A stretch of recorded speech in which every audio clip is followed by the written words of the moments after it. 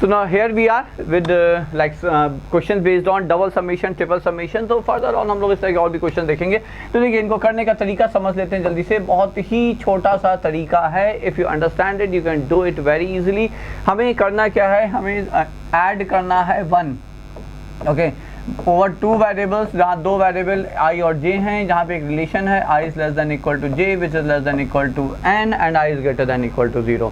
ठीक है, देखिए हमें ये पता होना चाहिए कि जब हम समेशन 1 पे आते हैं, लाइक आपको तो पता होगा समेशन 1 जैसे हमने वेरिएबल आई रखा, आई गोज फ्रॉम 2 to 10, तो इसका आंसर क्या होगा, इसका आंसर होगा 9. And why is it 9? Because summation 1 का मतलब you are going to count the number of times the terms या number of terms are there.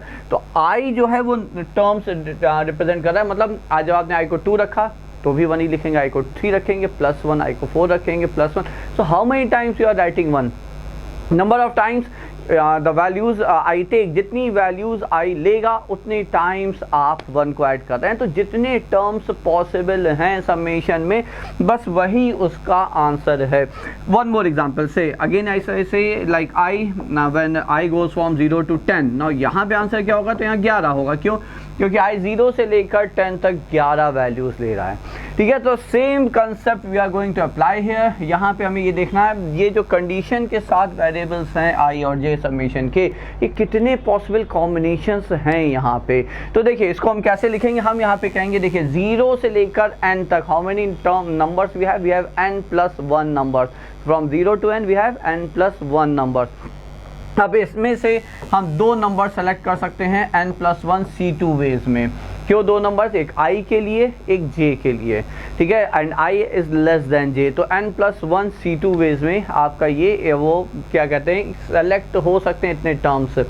ठीक, प्लस अब और एक पॉसिबिलिटी ये है जब i लेस देन j है तो ये रहेगा, या i is equal to j, because i is either less than j और इक्वल टू j.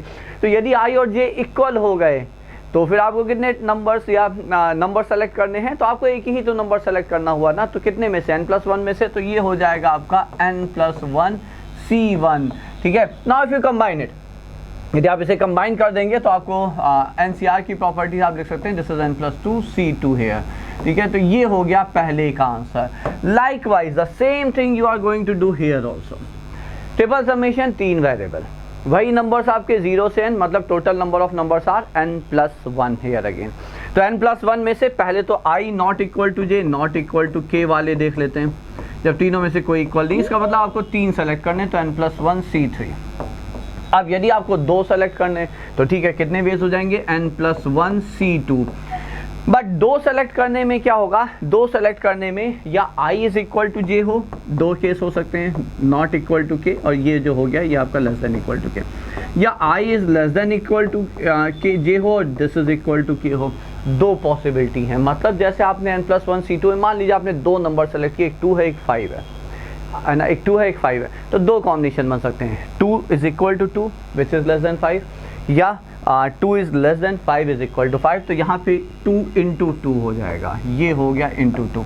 या तीसरा केस है i is equal to j is equal to k. ठीक है, तो i is equal to j, तो इस केस में हमें एक ही सेलेक्ट करना है, तो ये हो जाएगा n+1 C1. अच्छा, फर्दर यदि हम इसे सिंप्लीफाई करना चाहें बच्चों, चलिए आगे बढ़ते हैं. तो फर्दर सिंप्लीफाई करना चाहें तो इसे हम लिख सकते हैं n+1 C3 plus n+1 C2 plus n+1 C2 plus n+1 C1. ठीक है, now again using the properties we know this is what, this is n+2 C2 and this is nothing but n+2 C3. Add कर देंगे तो ये हो जाएगा n+3 C3. And that's see, ये एक इंटरेस्टिंग रिजल्ट है. जब 3 है तो ये n+3 C3 है, जब 2 है तो n+2 C2 है. इसी तरह से आगे हम लोग एक बार 4 का भी करेंगे and then we will try to analyse कि ये रिजल्ट आ क्यों रहा है, या आप लोग यदि इसमें कमेंट करके बता सकें. क्योंकि देखिए ये क्लियर है, but how and why are we getting n+3 C3 in this case और n+2 C2 in this case. So that can be interesting if you give some input to us from your side बच्चों.